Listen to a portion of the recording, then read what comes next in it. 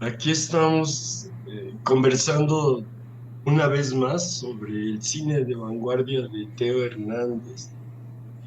Esto debería de corresponder a la 11ª o 11ª parte de las grabaciones que ya previamente hemos elaborado, pero para no seguir encerrados en los números, ahora estamos en el trance del cineasta, que sería la cualidad que distingue al cine de Teo Hernández y al gran cine de lo que sería el cine de la sociedad del espectáculo, de la industria de la cultura.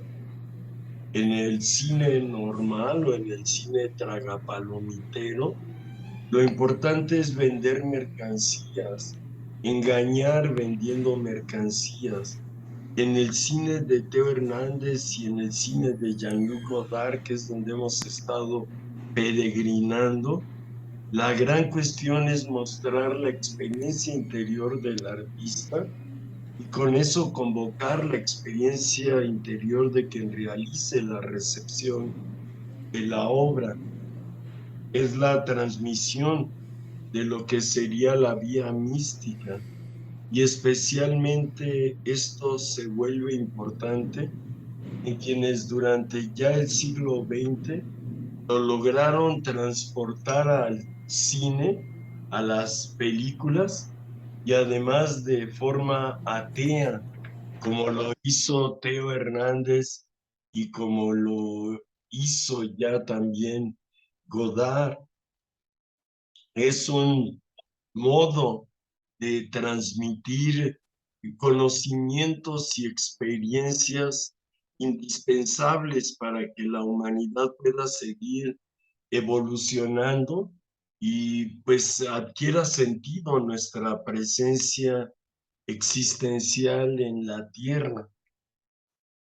Allí es donde estamos ya indagando e interrogando sobre la cuestión de la memoria, y yo vengo diciendo que la memoria no es algo que nosotras tenemos, sino que la memoria es algo que nos tiene a nosotras y nos hace actuar individual y libremente, pero no como algo nuestro, sino como el hecho de que nosotras somos propiedad de algo más grande que lo individual. Esto lo pienso desde el hecho de reconocer ahora con cuidado que empezamos a tener memoria hasta que dominamos el lenguaje. Y ahí también ya me atrevo a decir que el lenguaje nos domina. Cuando el lenguaje nos domina, cuando el lenguaje nos empieza a ordenar, allí es cuando empezamos a tener memoria.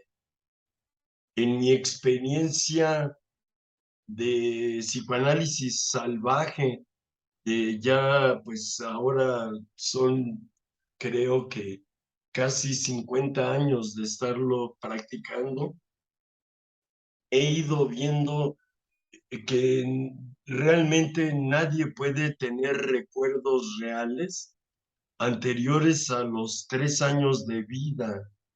Cuando alguien me dice que tiene recuerdos anteriores a sus 3 años, entonces encuentro que ahí ya está siendo gobernada esa mente por el inconsciente, controlada por el inconsciente. He visto gente tan alucinada que cree que tiene recuerdos cuando estaba en el vientre de su madre, y eso ya significa un desconocimiento de la realidad impresionante y una demostración de que la memoria de esas personas no es lógica, no es realista, sino fantástica. Y con eso se puede decir que a través del lenguaje, la memoria nos tiene. No diré que nos controla por completo, porque es una relación más extraña que la relación de poder con la que generalmente reflexionamos estas cuestiones, pero sí puedo decir que si yo no inventé la lengua en la que hablo, entonces estoy diciendo lo que la lengua me hace decir. Y ahí es donde estaría diciendo que somos la construcción que nos impone el trabajo de la memoria, una memoria originalmente gramatical y originalmente silábica, que es estar ya hecho pedacitos. Y ahí es donde el cine empieza a aparecer como una nueva manera de construir la memoria, que supera y trasciende la información que nos daban la fotografía y la pintura y todo lo que serían las artes fijas e incluso las artes temporales anteriores al cine.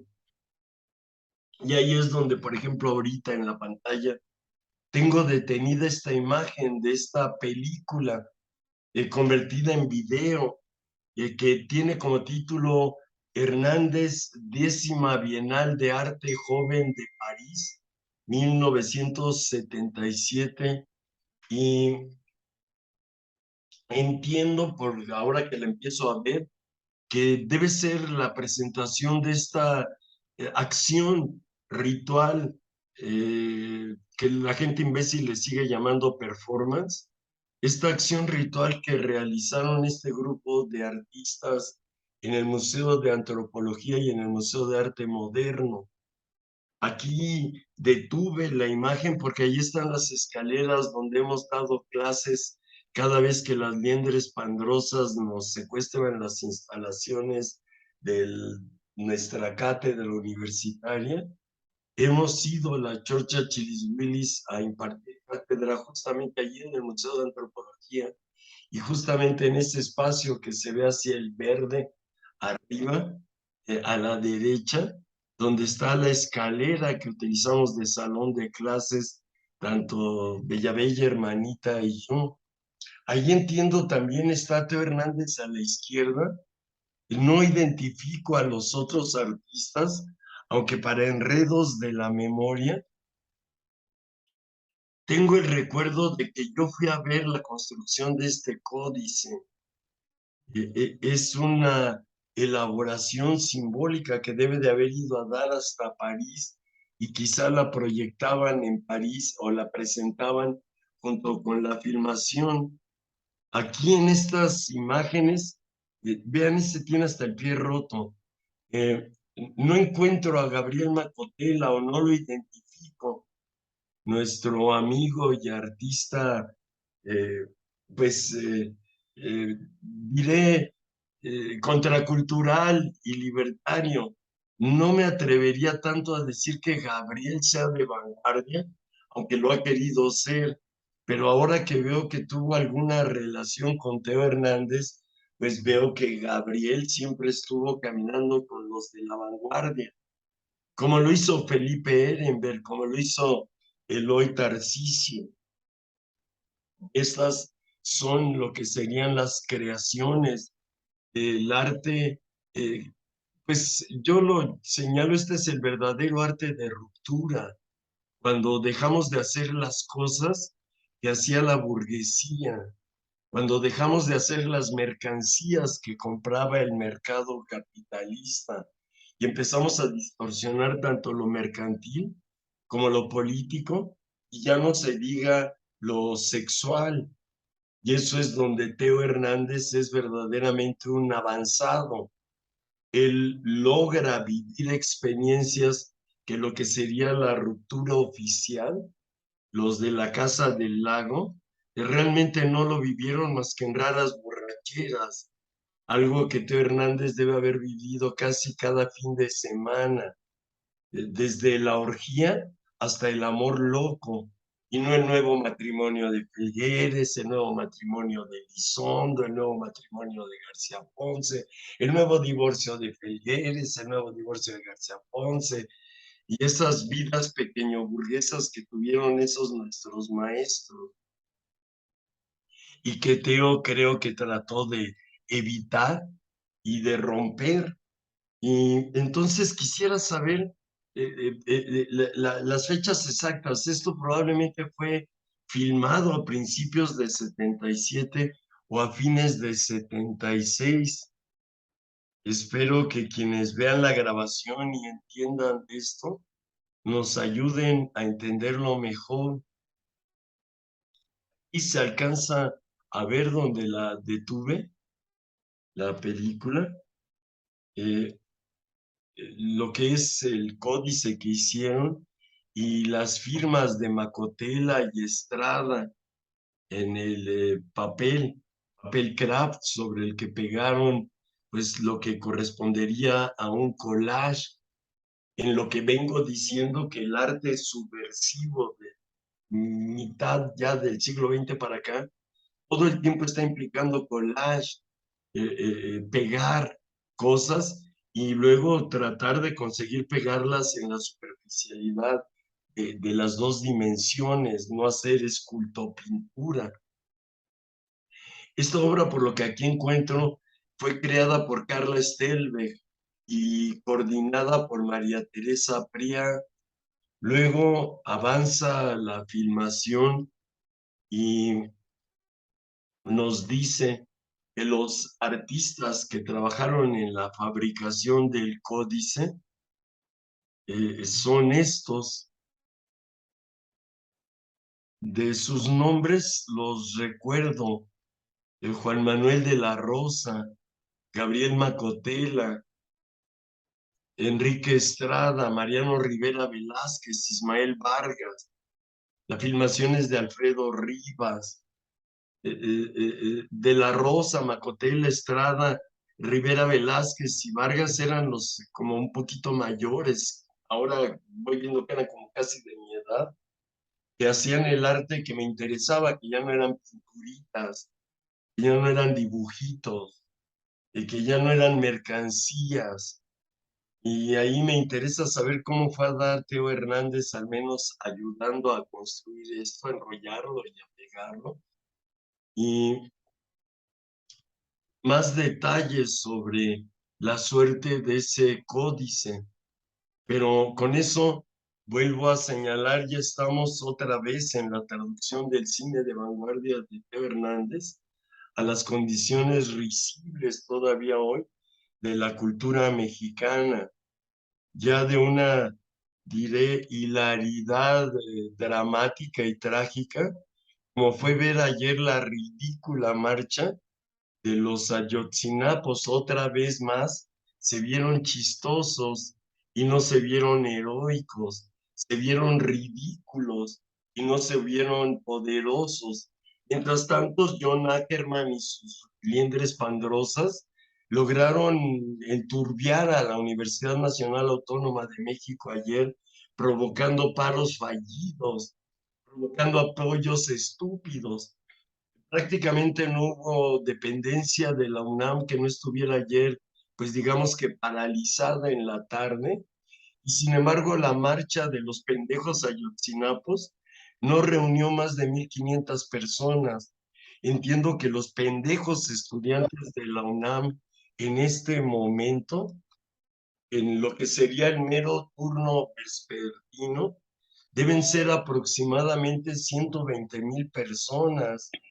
Y de esas 120,000 personas que todas se fueron a jugar jueguitos con su inbox o a ver sus películas en Netflix o a emborracharse en todos los emborrachaderos que tienen cerca de sus dependencias universitarias, no fueron a la marcha, apoyaron a los pendejos a Ayotzinapa sin apoyarlos, y mientras se chingaron la cultura de México al detener las cátedras y las investigaciones de la UNAM. En ese conflicto estamos, por eso recurro casi desesperadamente a lo que es el mundo de Teo Hernández como búsqueda de una posible salida de esta pesadilla nihilista que es global del planeta entero, pero que en México se empieza a manifestar catastróficamente por culpa, vamos a decirlo, del Vaticano, por culpa de que todavía la gente pendeja en México cree en Dios y que se vuelve realmente un daño para la mente y una manera de frenar lo que sería el avance de la realidad. Entonces,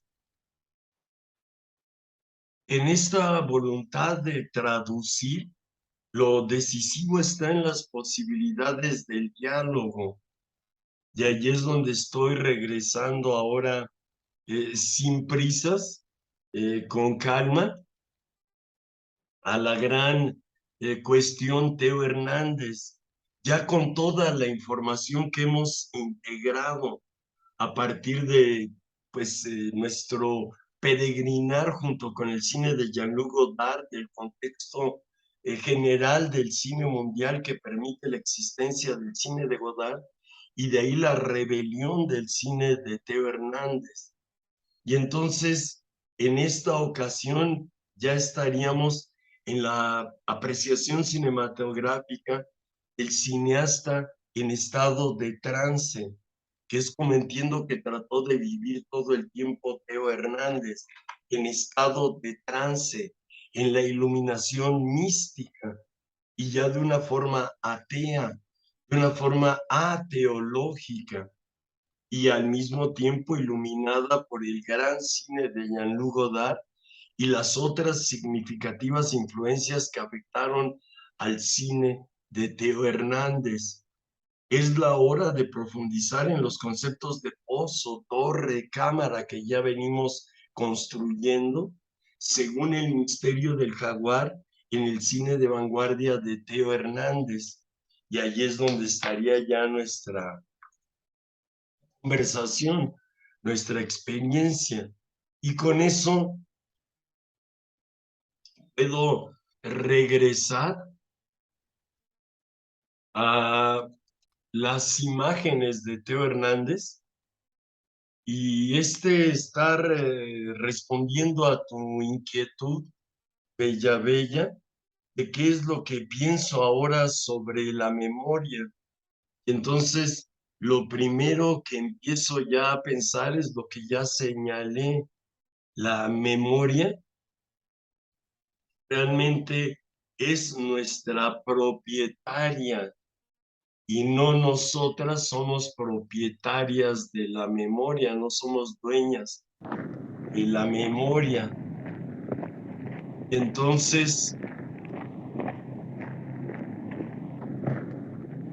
ahí el montaje del cine de Teo Hernández corresponde a lo que me ha dejado ahora entender esto, que nuestra memoria es algo más grande que el yo y algo que funciona de una manera que hemos realmente fetichizado, elaborado falsamente de acuerdo a las inquietudes del patriarca, del patrón, de la patria, pero no de lo que sería la realidad existencial.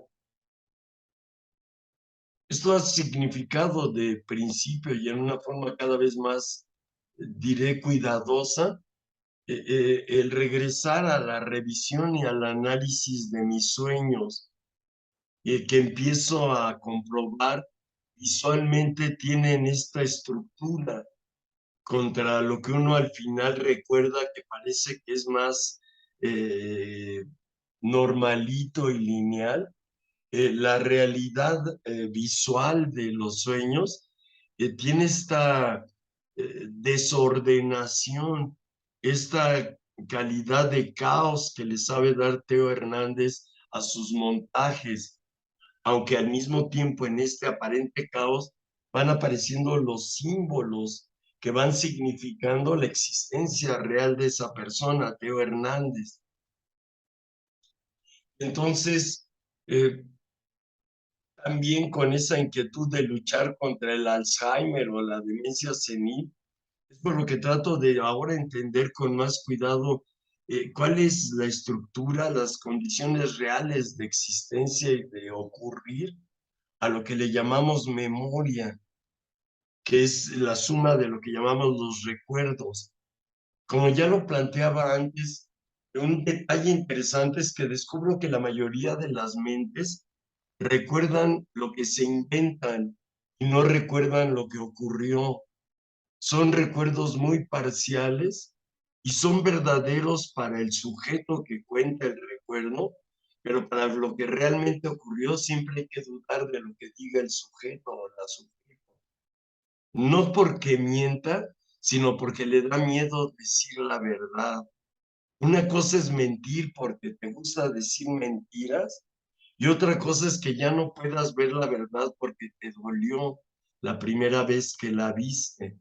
Contra eso lucha el cine de Teo Hernández, contra la necesidad de olvidar el dolor de pensar y tratando de encarar en serio lo que es el dolor de pensar. Y así es como va integrando sus imágenes en el montaje de sus películas, como la que estamos viendo ahorita, que se llama justamente Caminatas, Promenade, es de la etapa complicada de la vida de Teo Hernández, ya 87, 88, cuando sabe que la muerte le ronda y que el SIDA cada vez lo va despedazando más.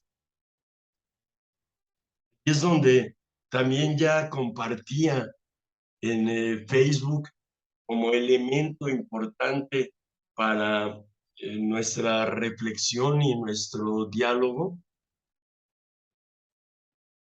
el que entiendo es el último poema que escribió Teo Hernández, que la doctora Ancira, que tradujo los diarios de Teo, eh, no lo tradujo, cosa que me intriga. Ya le dije a mi querida amiga y maestra Graciela Gallón que sería bueno que intentáramos hacer una entrevista con la doctora Ancira para hacerle preguntas que ahora a mí me preocupan o me interesan sobre la vida y la obra de Teo Hernández, como esto, porque a la hora de la hora seleccionó lo que seleccionó para traducirlo, por qué excluyó lo que excluyó, por qué ha escrito muy poco sobre lo que sería el problema de la enfermedad de Teo, que es lo mismo que ocurre con el primo de Teo, Mauricio Hernández, que se encarga de cuidar y divulgar la obra de Teo. Tienen pocos documentos, pocas reflexiones, pocas entrevistas donde hablen del avance de la enfermedad en el cuerpo de Teo, pero en esa inquietud, el 21 de agosto de 1992, un día antes de morir, Teo Hernández escribe un último poema que, traducido al español por mí, dice lo siguiente: mi corazón es la rosa de la noche, las estrellas están girando, el río con sus juncos y su plata líquida, memoria de las arenas, de pasos y sombras inscritas en el infinito del cielo.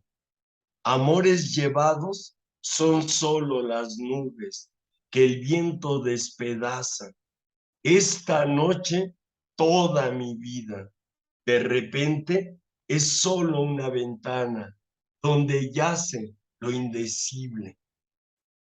Teodoro Hernández, San Owen, 21 de agosto 1992.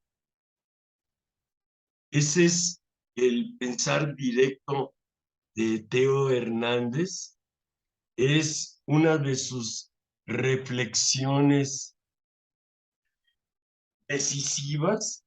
Está escribiendo al borde de la muerte y pues con eso considero que nos está queriendo decir mucho y se está diciendo a él lo esencial para dar el paso.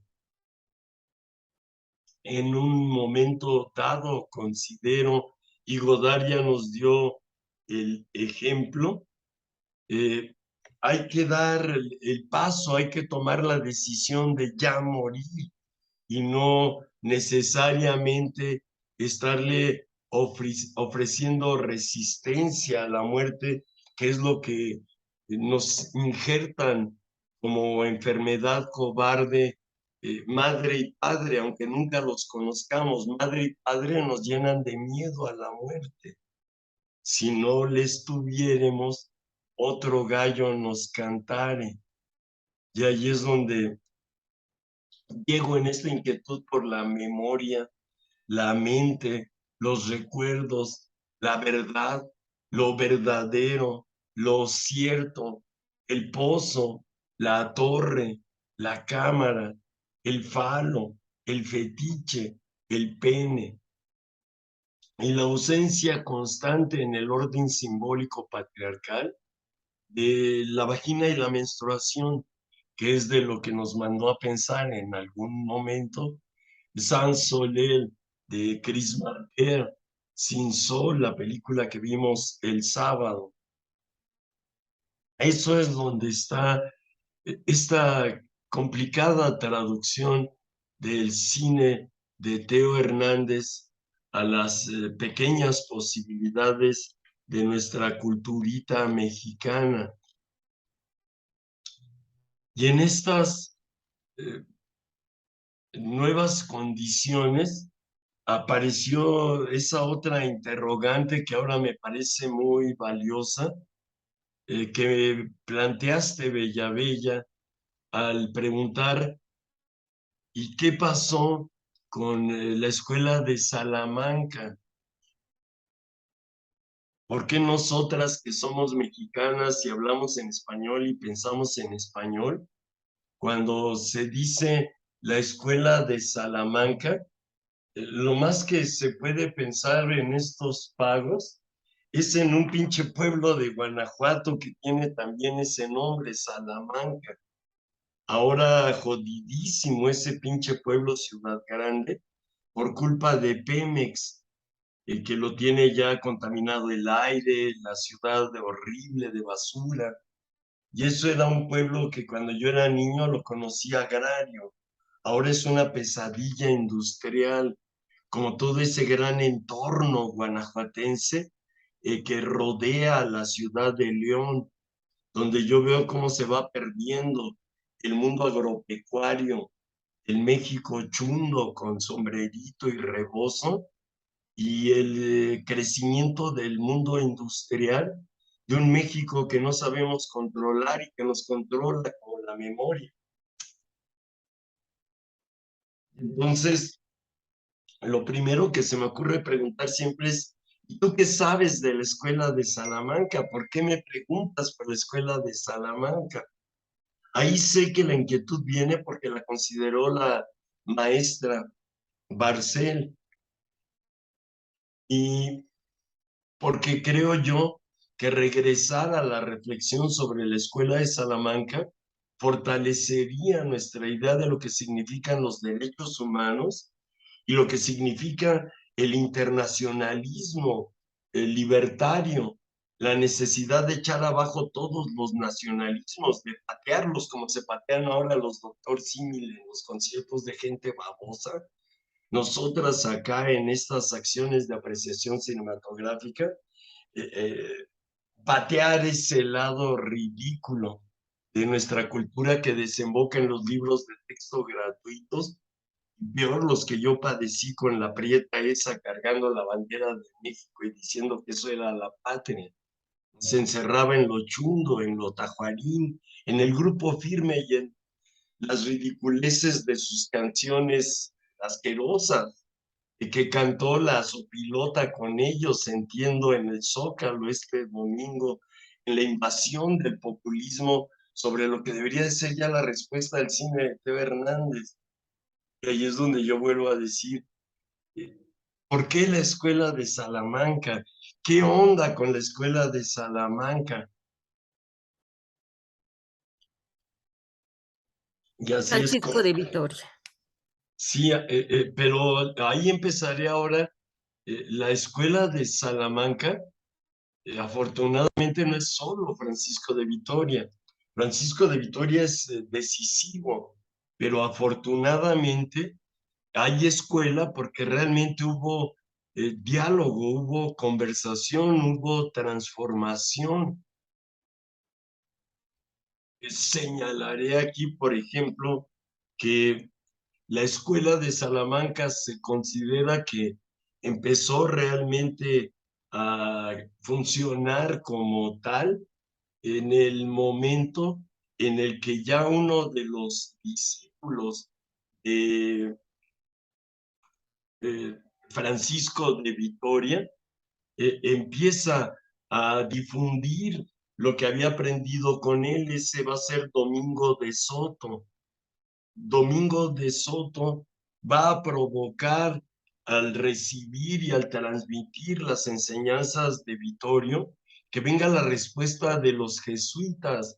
Y ahí brotará otro de los grandes nombres de la Escuela de Salamanca, que es Francisco Suárez. Y si nos pusiéramos ya en los detalles, iríamos viendo que la Escuela de Salamanca en realidad la constituyen aproximadamente unos 20 pensadores eh, españoles, donde vamos a llegar hasta Luis Vives y de esa manera vamos a llegar hasta Francisco de Cervantes, el que viene a la Ciudad de México y escribe sobre ella en 1554.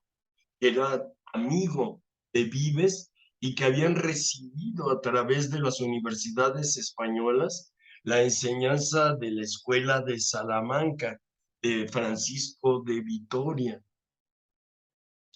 Allí vamos tan mal los que hablamos en español que no se ha podido establecer con exactitud en qué año nació Francisco de Vitoria.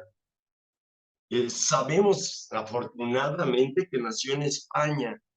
Hay quienes dicen que nació en Vitoria-Gasteiz, donde impartió cátedra nuestro amigo Cirilo García Román, que por eso se apellidaba o le daban de apellido Vitoria. Pero también hay quienes dicen que no, que él es como Cirilo, eh, es un castellano y que en realidad nació en la ciudad de Burgos y que no era vasco, como se pensaba o los vascos quieren demostrar. Se considera que la familia de Francisco de Vitoria pudo haber sido una familia catalana, medio vasca y al mismo tiempo castellana, que intentó vivir ahí en Vitoria-Gasteiz, pero no pudo. Se fueron a vivir a España y ya de esa rama estrictamente española en Burgos es donde pues nacería nuestro constructor o fundador de la Escuela de Salamanca. Victoria viene de una familia mejor ubicada que la de San Juan de la Cruz.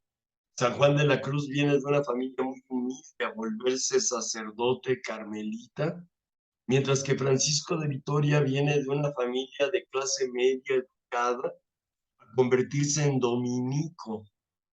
Había una diferencia en el año en el que está ingresando Vitoria al orden religioso entre lo que serían dominicos, carmelitas, franciscanos. Los carmelitas y los franciscanos quieren ser muy pobres y quieren ser imbéciles, que es quizás su defecto más grande. Los franciscanos y los carmelitas creían que la pobreza implicaba no estudiar, solo vivir. Hay un momento en que San Francisco de Asís llega a pensar en prohibir que haya libros en los conventos, porque cree que los libros traen al demonio por su ignorancia o por su susto de haber estado en las cruzadas. Pero mientras personas menos rabiosas y quizá un poquito más inteligentes dicen, no, la forma correcta de ser un cristiano en el mundo es vivir pobremente, pero bien educado. Y ahí están los de la Orden de Santo Domingo. Cuando Francisco de Vitoria ingresa al estudio para volverse sacerdote, una de las reglas no escritas, pero inmediatamente dichas para los novicios, era que el dominico que no estudiaba de 4 a 5 horas diarias se encontraba en pecado mortal y lo tenía que confesar. Los dominicos se tenían que dedicar al menos 5 o 4 horas al estudio. El estudio significaba sentarse en una mesa y leer o escribir durante 5 horas continuas. Y eso es lo que sería, lo que va a formar la poderosa mente de Francisco de Vitoria. A diferencia de San Juan de la Cruz, él no se quiere ir al cielo, él quiere hacer un mundo mejor. Se pone a estudiar a los 18 años de edad, más o menos, ingresa a la Universidad de París, es tan estudioso en Burgos, donde se empieza a formar como dominico, que de inmediato los altos mandos de la orden dicen: a este muchacho hay que mandarlo a la mejor universidad del mundo. Y en ese momento, que es alrededor del año 1500, la universidad más importante del mundo es la de París. Allí están los pensadores más sobresalientes, porque es donde hay libertad sin dogma, sin inquisición. En París se puede pensar, se puede enseñar lo que sea, aunque haya conflictos. Y en esa universidad, eh, Vitoria se va a pasar 18 años estudiando y dando clases. Primero son 8 años como estudiante de filosofía y teología, y luego se pasará 10 años como maestro de teología. Esto va acompañado de que lo ordenan sacerdote en la Catedral de Notre Dame, con gran emoción y con gran conmoción de que allá hay un genio que ya educaron los dominicos. Y en la Catedral de Notre Dame, después de haber sido ordenado sacerdote en 1510, 12 años después, en 1522, va a recibir solemnemente el grado de licenciado en teología y 3 meses después el de doctor en teología. Y ya en ese momento se le considera uno de los hombres más sabios vivos en el planeta Tierra occidental, probablemente ahí sí de toda la Tierra. Y pues sus compañeros de la Orden de Santo Domingo dicen: necesitamos su sabiduría en España, y lo hacen regresar en 1523, ahora al Colegio de San Gregorio en Valladolid. Y en Valladolid va a confirmar las lecciones que ya había recibido en París sobre la cuestión de América. Valladolid en ese momento es parte de lo que sería el trono español. Ahí pasa la corte mucho tiempo en Valladolid, y allí están los más sabios de los teóricos que prepararon tanto el viaje de Colón como la conquista de América. Y allí también están los que ya viajaron como aristócratas españoles a la conquista de América. Y en ese momento, 1523 a 1526, apenas acaba de caer en las manos de Hernán Cortés de Tenochtitlan, Tlatelolco, México. Ya están discutiendo muy seriamente en París, en Valladolid, qué hay que hacer con esos nuevos pueblos que acaba de descubrir España. Y ahí es donde se va a formar la gran mente internacionalista de Francisco de Vitoria. Eh, con esa formación de los 3 años en Valladolid, se entera y le enteran de que en la Universidad de Salamanca acaba de quedar vacante la cátedra de prima de teología, que es la más importante de las cátedras de teología y de filosofía que había en ese momento en las universidades. Se llamaba de prima porque se empezaba a enseñar teología en cuanto salía el sol. Esta clase la gobernaba el sol. Quien daba esta materia llegaba al salón en lo que era el final de la madrugada, de la noche todavía, y en cuanto salía el sol y se iluminaba el salón, tenía que empezar a hablar el catedrático, a dar cátedra con la luz del sol. Eso implicaba hasta que le otorgaran un salón donde por las ventanas entrara rápidamente el sol en cuanto saliera. Y con eso se consideraba que era el pensar más fresco y más próximo a Dios de la teología. Para la gente más tonta, vamos a decir, para los de la Universidad Nacional Autónoma de México, la teología se enseñaba antes de que se metiera el sol, y en cuanto se metía el sol se acababa la clase. Para los tontos, pero para los listos la clase empezaba cuando salía el sol y no terminaba hasta que terminaba la clase. Para los tontos empezaba eso de las 6 de la tarde y en cuanto se metía el sol decían, ándale, ya vete a tomar tu chocolate. Universidad Nacional Autónoma de México. Pero en Salamanca, que no era la UNAM, era el gran debate por todo lo que tuviera que ver con teología y en ese momento teología tiene que ver con todo. Allí es muy importante el aporte de Vitoria porque lo primero que va a incluir en sus clases de teología es lo que él va a llamar economía moral. Y allí mucho ojo, porque eso es el librito pendejo que escribió el Cacas, ¿se acuerdan?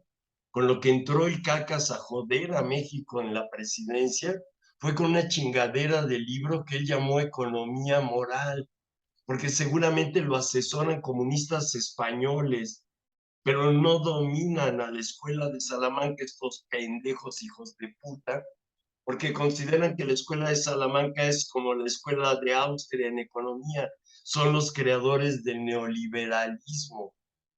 Y ahí es donde sería bueno pescar ahora al Cacas y preguntarle por qué él empezó con un texto, pues, de lo que sería el origen del liberalismo más radical, que es la economía moral de Francisco de Vitoria. ¿Qué significa economía moral? Que ante la mano invisible del mercado debe haber un corazón humilde cristiano. Y eso es lo que el capitalismo no va a querer pensar, la economía moral, la de Vitoria, no la del Cacas.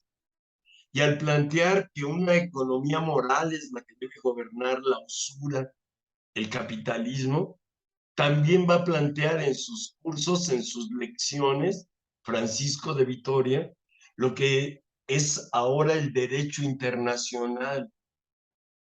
Va a decir con gran brillantez, el Papa no gobierna sobre los reyes no gobiernan sobre las almas, el Papa solo puede dar consejos para las almas, cada alma se debe gobernar sola, nadie la debe gobernar.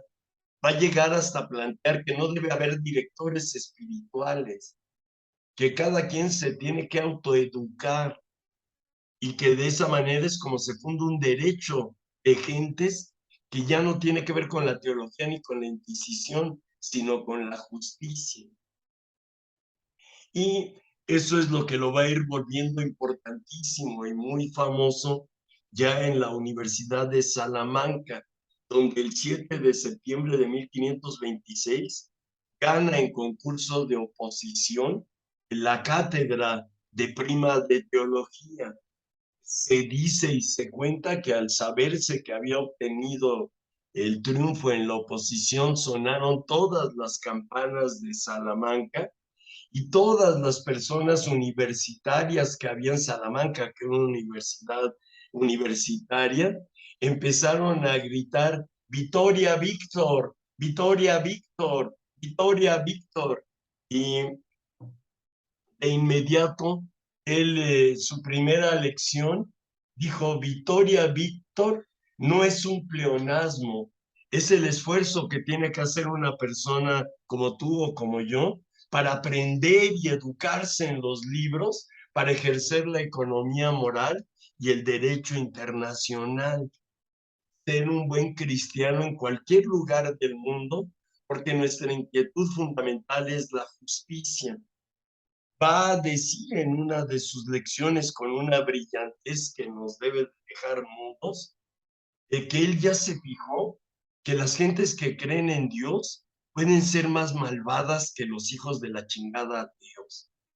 Que la gente que dice yo creo en Dios puede hacer mezquindades, puede hacer o cosas horrorosas. Por ejemplo, ese detalle que van a percibir los de la escuela de Salamanca.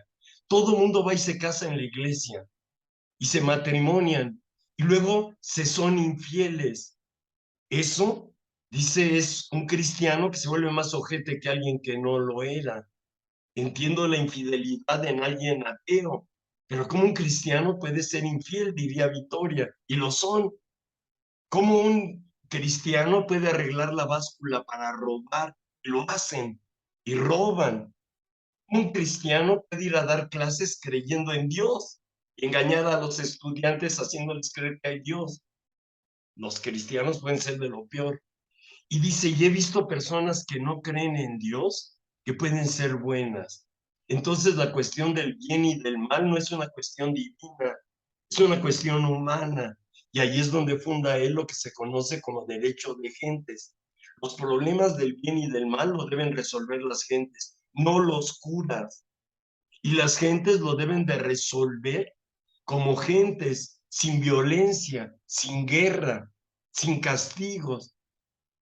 Eso es por lo que yo entiendo que es admirable de principio Francisco de Vitoria, pero en lo que ha sido tratar de entender su vida, encuentro que muy rápidamente se fue enfermando, probablemente porque no hacía ejercicio, no comía bien, y ya cuando viene el concilio de Trento, en el año de 1545, él ya está muy viejo y achacoso. El Papa Paulo III le manda cartas y le manda enviados pidiéndole que él asista al concilio porque se le considera uno de los hombres más capacitados para juzgar la verdad en el importante trabajo de qué hacer con los protestantes, con Lutero, Calvino, eh, con todos los que aparecieron ya para 1530, la Iglesia Católica tiene que decidir qué trato tener con ellos y el Papa le pide que él vaya con sus ideas de economía moral y de derecho internacional a participar. Lo mismo le pide el rey en ese momento, que es Carlos V, le manda cartas, le manda enviados, le manda embajadores pidiendo que él asista a Trento. Y lo mismo hace el príncipe heredero Felipe, que va a ser Felipe II, le mandan cartas, le suplican, pero él les tiene que explicar que ya en ese momento literalmente no se puede mover, que a su clase lo tienen que llevar cargando y lo tienen que regresar cargando a su cama. Incluso le contesta así a Carlos V diciéndole, llevo 3 meses crucificado en mi cama y ya no me puedo mover, ya no me puedo quitar esa cruz. Y desafortunadamente Vitoria no participa en el Concilio de Trento, donde su voz los hubiera vuelto más civiles a los pendejos católicos y los hubiera llevado seguramente a un mundo más justo.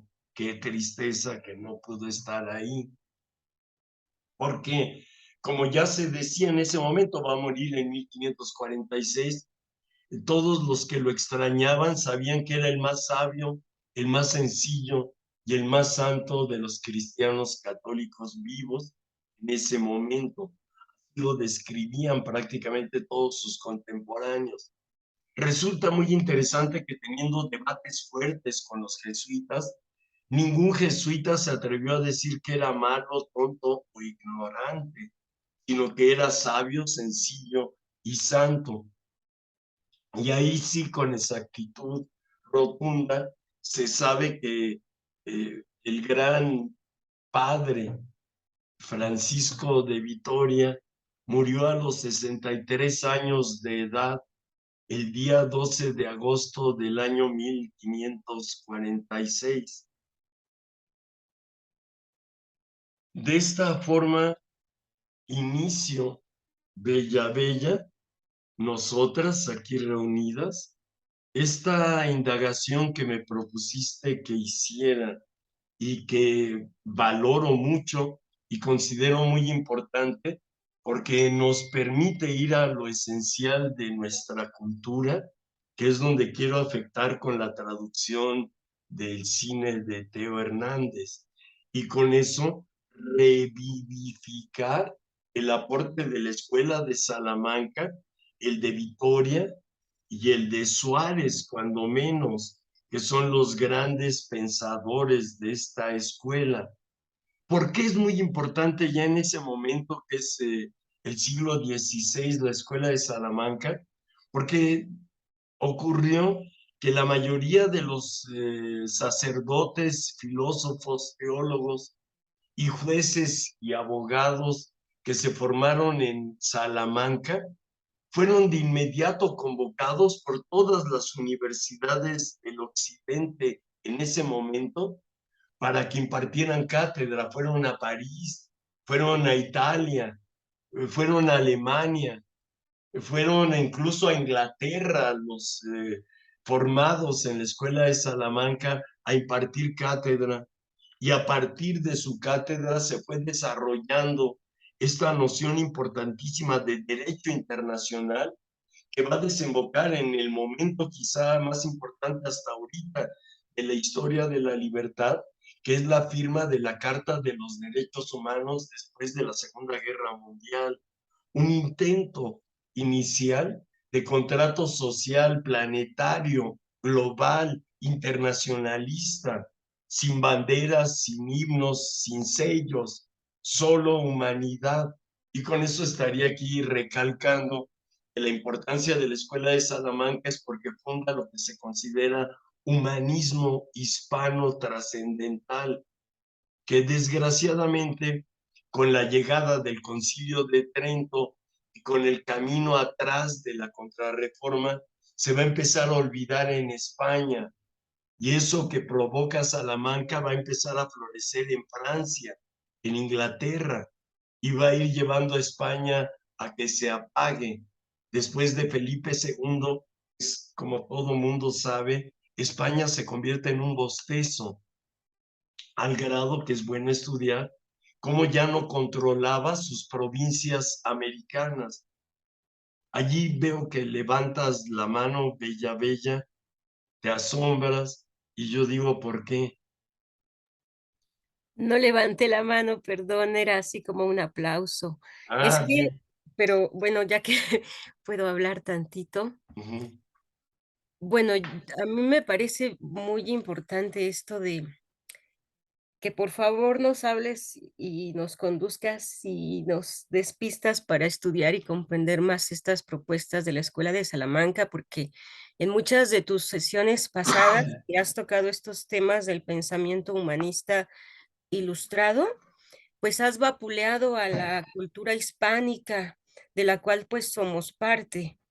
Y entonces a mí siempre me ha parecido muy preocupante esto que se diga que en español no hemos tenido ilustración, cuando hay este antecedente, pero que ha quedado como tan en el pasado, tan opaco, como lleno de telarañas y detrás de esos prejuicios que no quieren pensar aquello que tuviera que ver con teología, ¿no? Y le niegan el humanismo que tenía o que tiene, que puede tener. Entonces, por eso es también mi petición y lo he estado pensando porque yo he estado siguiendo, sí, unas conferencias de la maestra Amelia Valcárcel. Siempre Valcárcel, le sí. cambias el apellido, no sé ¿Cómo por le qué. dije? Le dijiste Barcel, Ah, ¿qué onda? sí. Es Marcel Valcárcel. Valcárcel, Y sí. entonces ella, como una filósofa humanista, pues habla a cada rato del origen de la modernidad y habla de los filósofos de la Ilustración. Y entonces, pues primero ha hablado pues de los franceses, de algún inglés, no los, como son conferencias, no los explica en su totalidad, los pone en contexto. Y en las más recientes que he estado escuchando, pues volvió a hablar de este asunto de la escuela de Salamanca como origen de ilustración. Y entonces me acordé de mis lecturas de Francisco de Vitoria y de esa parte de la historia, pues que hice hace mucho tiempo, pero que pues ha sido muy importante para mí y ahora pues quiero pues estudiarlo con más cuidado. Por eso te pedí esta orientación y muchas gracias. Sí, es reforzarlo. Eh, Tú te acordarás porque tú lo has vivido prácticamente todo. Cuando yo empecé a dar clases en la facultad y en Aragón, ya en lo que serían a mediados de los 80, yo empecé a plantear la necesidad de considerar los derechos humanos. Todavía no lo habían burocratizado, ¿te acuerdas? Cuando yo empecé a hablar de que se necesitaban derechos humanos, todavía no existía el ombudsman y todo esto que ahora se construyó y burocráticamente los derechos humanos. Hubo semestres completos donde todo fue estudiar y leer documentos sobre derechos humanos, porque es el camino para establecer derecho internacional, defendiendo o criticando los derechos humanos. De hecho, yo planteaba, y lo sigo considerando ahora importantísimo, que, por ejemplo, no se puede ser periodista de la opinión pública si no te sabes de memoria cuáles son los derechos humanos, para que no salgas tan estúpido como los hijos de aquel casero que tuvimos, David, ¿te acuerdas? El que le discutía el hijo a hermanita que lo trataba de educar, diciéndole que uno de los derechos humanos de los niños era no estudiar, que tenían el derecho humano de no estudiar. Yo me acuerdo que esa vez me dieron ganas de ahorcarlo en público para que tratáramos de darle una lección a la comunidad. Pero dije, no, matar una chingadera de esos de nada sirve y los papás nos van a correr del departamento. Al final nos corrieron. Pero bueno, derechos humanos es la cuestión fundamental para ser humano hoy día. Y quien no sabe cuáles son los derechos humanos no es humano. Y allí hay un derecho fundamental que plantea la Escuela de Salamanca, la fortalece en todas las escuelas económicas. Adam Smith va a leer a Vitoria, David Ricardo va a leer a Vitoria, a Suárez, a Soto, a los demás, porque son una infinidad de nombres españoles importantes y los leen para entender la clave de nuestra existencia actual, que es la noción de propiedad privada. Por ejemplo, un concepto que es muy importante de la Escuela de Salamanca, y los populistas no lo quieren escuchar, va a decir, entiendo Suárez, que está demostrado que nadie cuida lo público si es público, que para cuidar lo público lo tenemos que convertir en propiedad privada.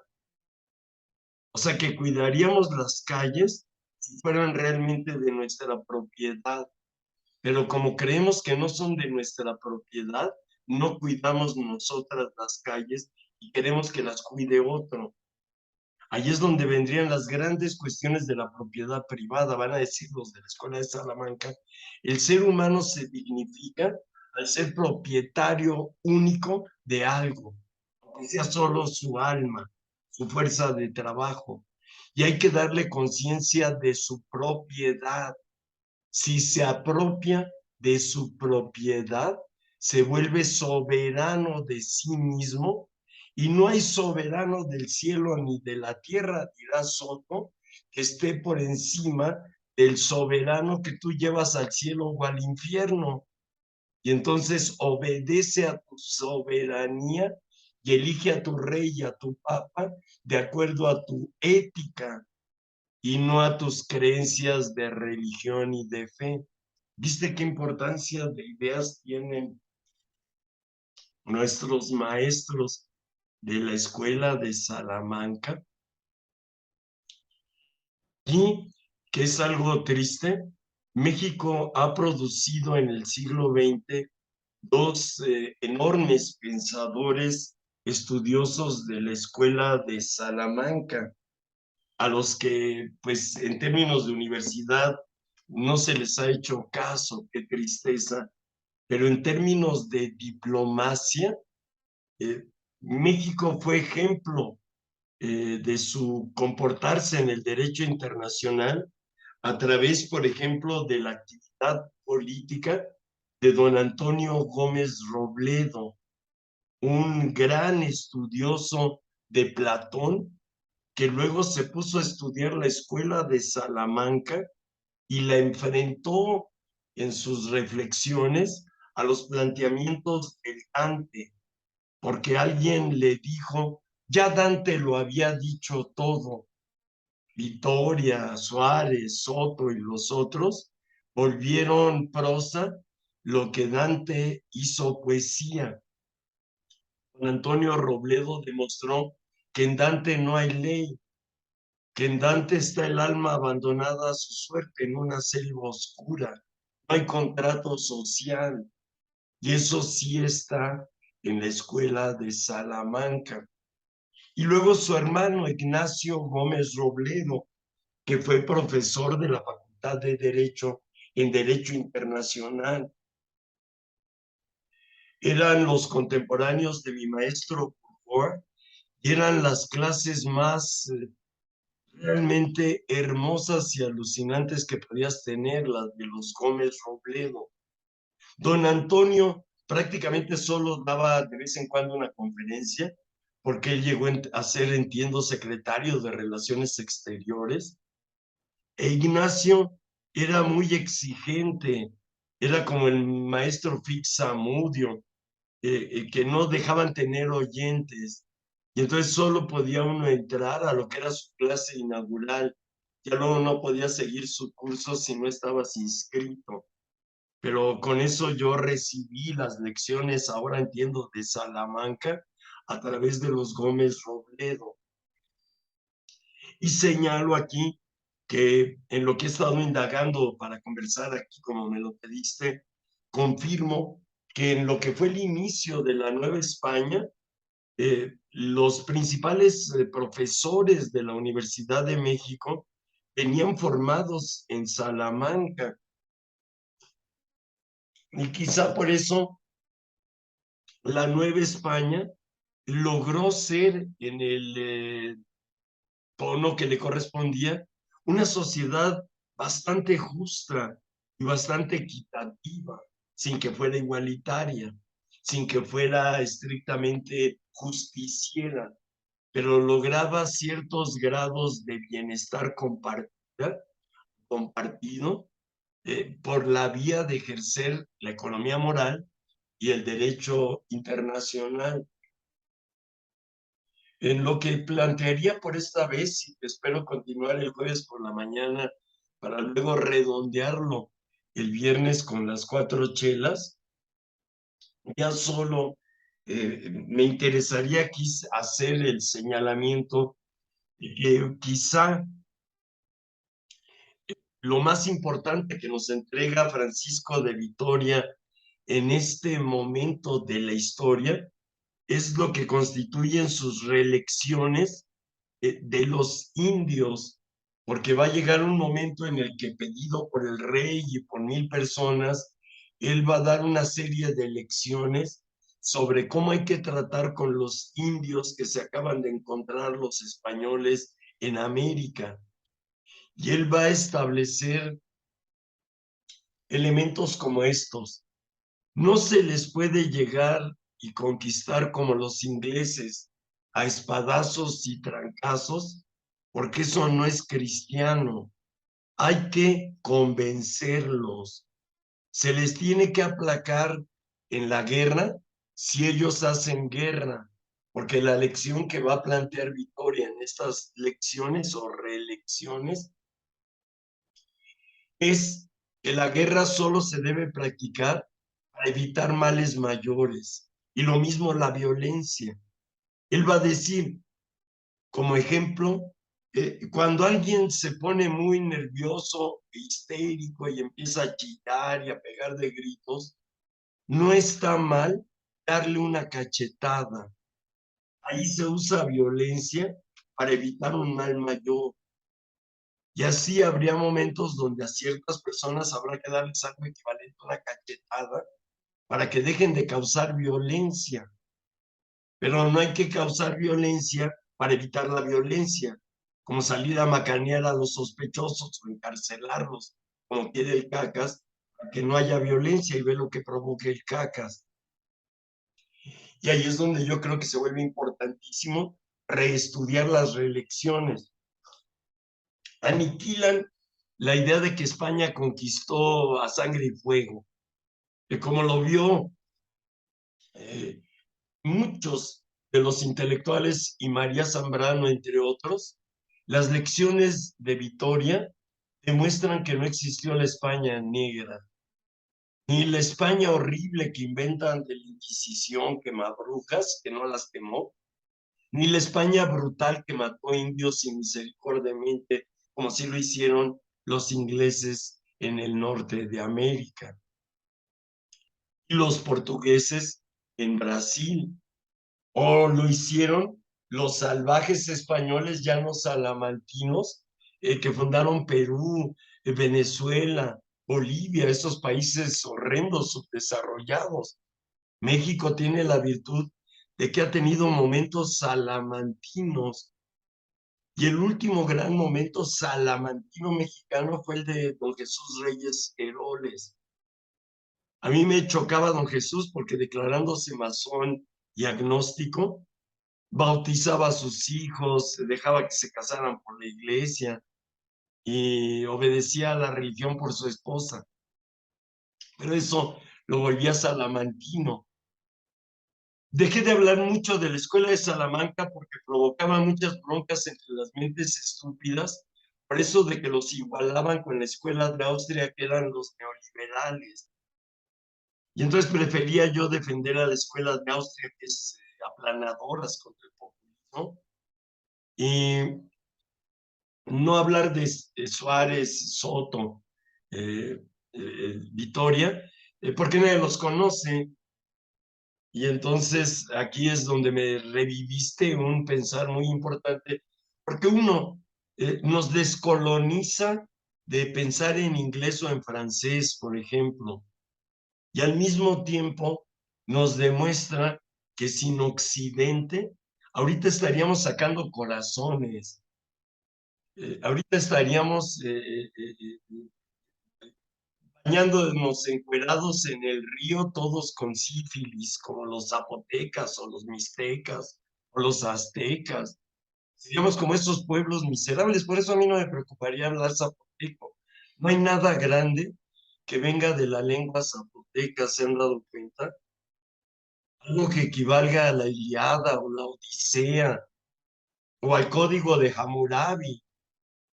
Todo lo que nos llega en zapoteco es mono 12, jugador de pelota. Nudo 13, rey de este pueblo. Nada que diga, detente sombra de mi bien esquivo, imagen del hechizo que más quiero. Por eso yo siempre le diría a la gente, no aprendas lenguas mesoamericanas, no te llevan a un mundo mejor, es la memoria que encarcela. Te van a dejar bailando la llorona, la salmarqueña y esas cosas, ¿no? Que al final las cantas en español. Lo que hay que aprender es griego y latín, alemán.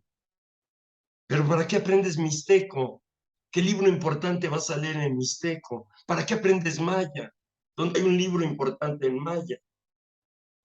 Y nos tenemos que formar con los libros. Yo soy dominico. Yo no creo en la pobreza franciscana. Así. Bien. ¿Y qué preguntas hay sobre esto?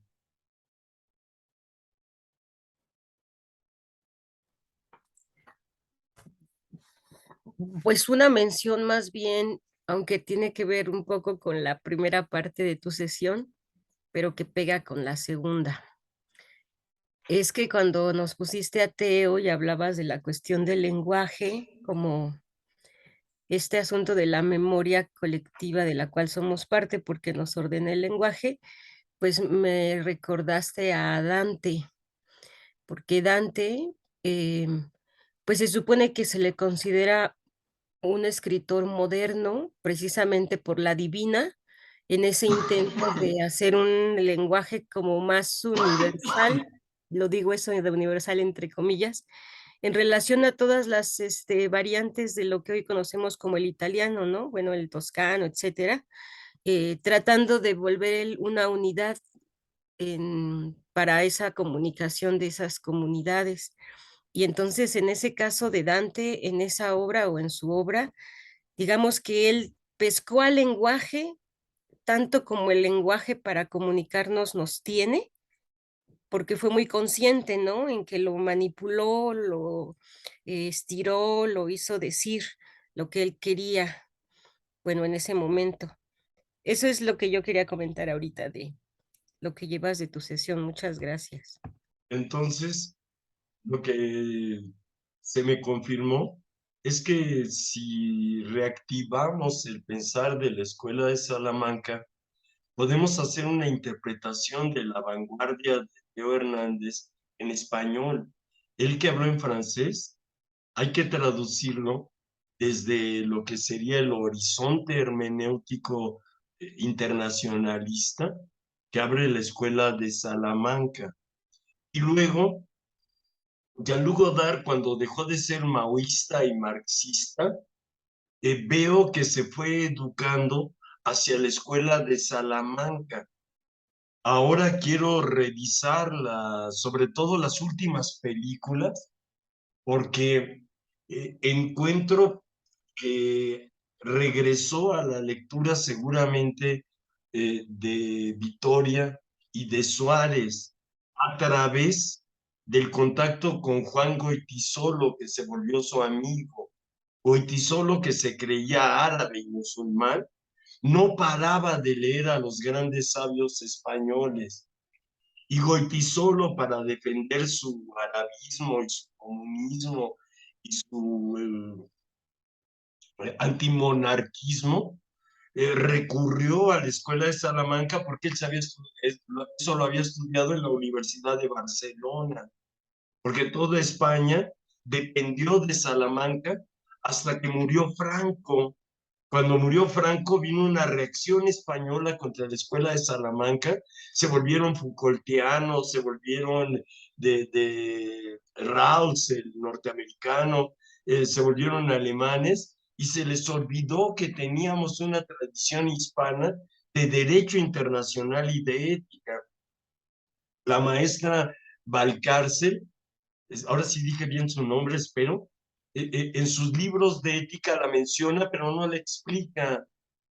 O sea que ella no la estudió, la valida, pero no la conoce. Y eso es por lo que yo también dejé de leer a la maestra Valcárcel, porque pues, cada quien tiene su cajita, ¿no? Y la cajita de ella se me hizo muy francesa y no hispana. Si te has fijado, la maestra Valcárcel en toda su puta vida dirá María Zambrano. Qué raro, ¿no? Y eso habla de cada quien metido en su cajita y que les tomes y no les tomes en cuenta sus ideas. Y diré, la escuela de Salamanca dice no te encajes, desencájate. No te vuelvas de una nacionalidad, de una etiqueta, de una escuela. Por eso es parte del lío de la escuela de Salamanca, porque ellos nunca se declararon escuela, pero sí eran un gran grupo de intelectuales pensando juntos. Ya en un punto que creo que aquí podría funcionar como relativo punto final, en mi ego loco, yo intenté crear una escuela en Aragón como la de Salamanca, que luego se volviera de la UNAM. Medio se construyó en la cuestión cinematográfica, pero no la pude construir en el orden simbólico falocéntrico. No hubo esa respuesta, no había capacidad de entendimiento, pero que se enseñe bien cine en Aragón ya es parte de lo que yo puedo considerar nuestra escuela, la que se generó a partir del Manual de Apreciación Cinematográfica, que es un documento completamente salamantino por nuestra manera de filosofar, al mismo tiempo con Aristóteles y sin Aristóteles, con Platón y contra Platón, que es lo que va a tener de interesante la Escuela de Salamanca, que retoman el tomismo aristotélico y lo vuelven platónico renacentista, y toman el platonismo neorrenacentista y le imponen el rigor aristotélico. Eso siempre desemboca en compromiso político, contrato social. Hobbes va a leer a la Escuela de Salamanca, Montesquieu va a leer a la escuela de Salamanca y ahí es donde nosotras ya estamos leyendo a la escuela de Salamanca.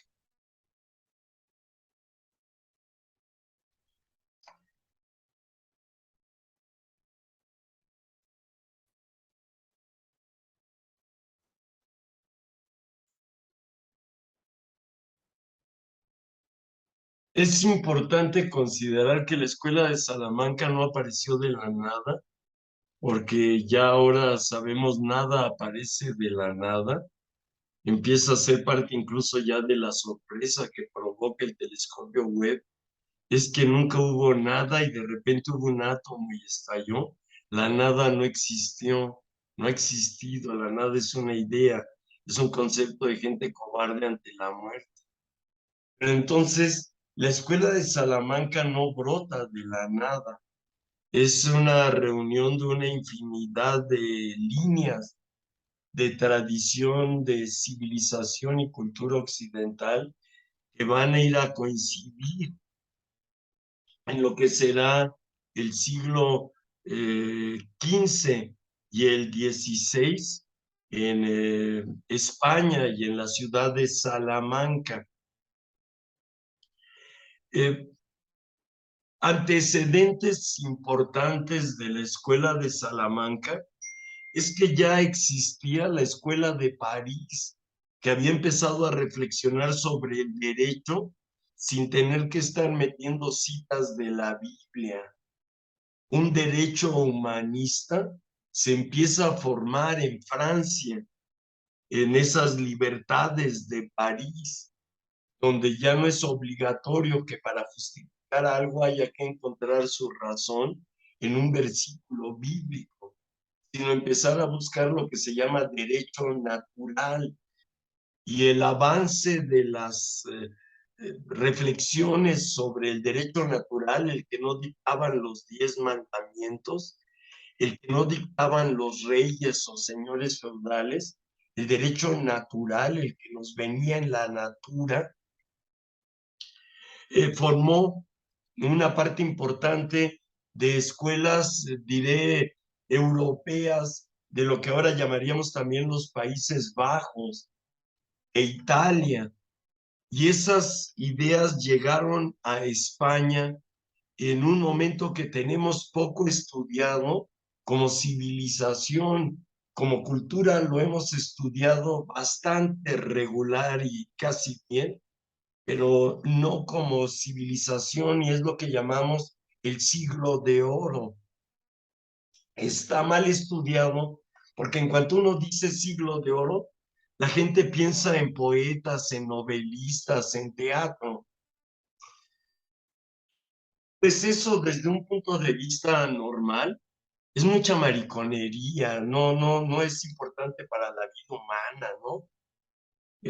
Y ahí no se ve que el siglo de oro español también fue la hora de la filosofía emblemática y una forma diferente de construir y de ordenar el modo de producción capitalista. Y yo me pongo exigente en marcar fechas, considero que el siglo de oro español comenzó en 1400. Si comienza en 1400, entonces cuando nace Francisco de Vitoria, en el año de 1483 o 1486, ya hay 50 años en España de querer pensar por cuenta propia lo que es el ser humano y desprenderse de la Biblia, de la religión. Creo que el siglo de oro se extiende hasta después de la muerte de Sor Juana Inés de la Cruz, 1700. El siglo de oro español va de 1400 a 1700. Y en eso, conversando con el maestro Jorge Alberto Manrique y con la maestra Elisa Vargas Lugo, me validaron los dos maestros que se puede decir que primero hubo renacimiento, luego hubo manierismo, luego hubo barroco y al final hubo ilustración, que esos fueron los 4 pasos del siglo de oro que coinciden con el avance de la historia europea occidental, pero que tienen una estructura interna específicamente hispana e interesantemente católica, mientras que los renacentistas, manieristas, barrocos e ilustrados de las otras nacionalidades se desarrollaron prácticamente en contra de la religión gracias al protestantismo. Los españoles no se quitaron la religión, y allí yo veo la religión les impuso la necesidad de encontrar esto que hemos llamado aquí economía moral, ética en los intercambios económicos, que es el derecho al interés, pero no a la usura, a que tú obtengas intereses del uso de otras personas de tu propiedad privada, que sirve para entender de un modo más humano y cristiano el capitalismo, como no lo pudo entender Karl Marx porque él nunca fue católico ni hispano. Y entonces eso es empezar a iluminar ahora la arqueología de lo que fueron los antecedentes, los elementos que provocaron a la escuela de Salamanca. Y ahí hay que ser aristotélicas como ellos y considerar que el objetivo, la meta, la conclusión es la causa. O sea que la escuela de Salamanca se causó a sí misma en el pasado en todas estas líneas, pero con esto quiero señalar, esas líneas igual llegaron a Alemania, a Italia, a Inglaterra, a Francia, y provocaron otra experiencia del catolicismo diferente a la que se experimentó en lengua española, porque en el mundo protestante anglicano se acabaron las fiestas colectivas, solo hubo fiestas privadas. Las fiestas callejeras eran muy caras y la gente pobre no podía participar mucho en ellas, las veía de lejos. Mientras que en el mundo hispano, las fiestas callejeras fueron para todo mundo. Y fue muy interesante, y eso falta historizarlo para resolver las polarizaciones populistas, redescubrir cómo se revolvían los aristócratas con los pelados en las fiestas callejeras de la Ciudad de México durante el siglo XV, XVI, XVII y XVIII. Al llegar el XIX, se empezaron otra vez a separar. Por ejemplo, ya en el siglo XX, ninguna persona de la aristocracia fue a la villa el 12 de diciembre. Y digamos, ninguna persona de la perrada festejó el Halloween en la calle o en su casa. Perdimos eso, tener fiestas colectivas comunes, que es como lo que intentan revivir ahora con lo que sería la payasada del carnaval de Día de Muertos. Pero lo vivimos en Oaxaca, ¿no? Cada pinche pueblo era dueño de su pinche cementerio y no era una fiesta colectiva, sino que tú, si eras turista y soltabas lana, te dejaban entrar al juego, pero si no traías lana, bótate de aquí, mijito. Si no metes dinero, no te queremos ver. Eso no pasaba en la Nueva España. Y hablaba de un capitalismo que en lugar de meter el dinero a los bancos, lo convirtió en retablos barrocos para todo mundo. Eso es lo que la maestra Vargas Lugo y Manrique me escuchaban y decían, sí, la maestra Fernández decía, sí, explícaselo a Bolívar para que nos lo explique a nosotras, ¿no? Porque nadie me entiende a mí, Bella Bella. Pero entonces espero con eso empezar a responder ahora los antecedentes de la Escuela de Salamanca, que constituye el primer fruto, la primera obra maestra del siglo de oro español, algo válido para todos. Los sonetos ahora los pueden hacer hasta en hindú, pero con un pinche soneto no te sales de la cárcel. En cambio, con derechos humanos, sí. Y eso es un aporte hispano de este periodo. Si lo vemos con claridad, es la hora donde llega plenitud del renacimiento español. El manierismo va a ser empezar a perder eso. El barroco ya nada más lo tiene en las costumbres, pero ya no en la forma de gobernar exactamente.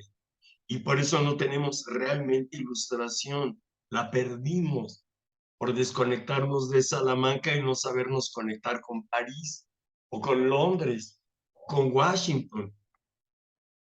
Y es donde quisiera dejar esta reflexión para continuarla en la próxima sesión de apreciación cinematográfica y redondearla, espero, este viernes en la noche en mis 4 chelas por Facebook.